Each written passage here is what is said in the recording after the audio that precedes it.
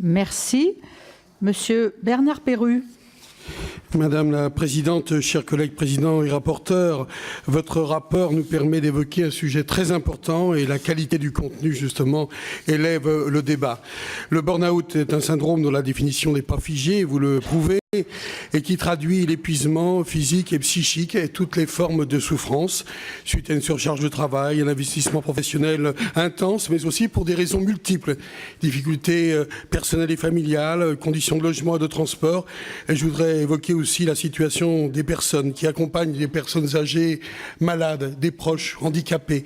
Et on sait justement combien cette situation peut amener justement au burn-out et à l'épuisement, et je voulais le dire ce matin.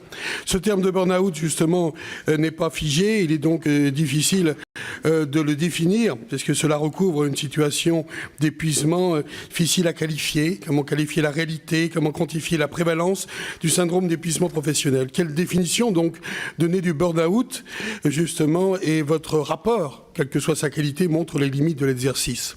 Je mesure combien la conciliation vie professionnelle, vie personnelle soulève de questions et d'enjeux. Enjeux liés aux exigences de l'entreprise, enjeux liés aux contraintes de la production, enjeux liés aux situations familiales, aux caractéristiques aussi de notre territoire. Je mesure combien les professions sont plus particulièrement touchées par le syndrome d'épuisement professionnel. Certains évoqueront ici les professionnels de santé dans nos hôpitaux qui vivent un rythme particulier, d'autres évoqueront les agriculteurs avec une charge de travail et beaucoup d'inquiétudes sur leurs revenus, ou bien encore nos policiers exposés à des situations dramatiques.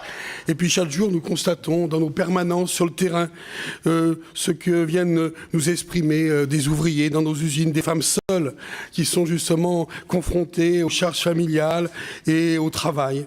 Et bien évidemment, tous ces témoignages mérite d'être écouté et d'être pris en compte.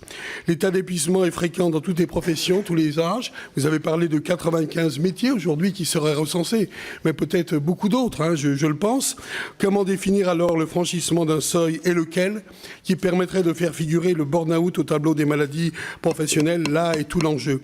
Alors dans cette attente de reconnaissance, comment améliorer la santé au travail de la majorité des travailleurs, comment mieux les accompagner, voire prendre en charge les victimes de burn-out, d'où l'importance, à mon sens, dans ce rapport, Madame la Présidente, de renforcer le réseau des consultations multidisciplinaires consacrées à la souffrance au travail, d'améliorer la démarche publique de prévention, de sensibiliser les dirigeants des entreprises et des services publics à la prise en charge de l'épuisement professionnel, parce que ce qui nous réunit tous ce matin, c'est la qualité de vie au travail, et je crois que c'est un grand objectif. Merci.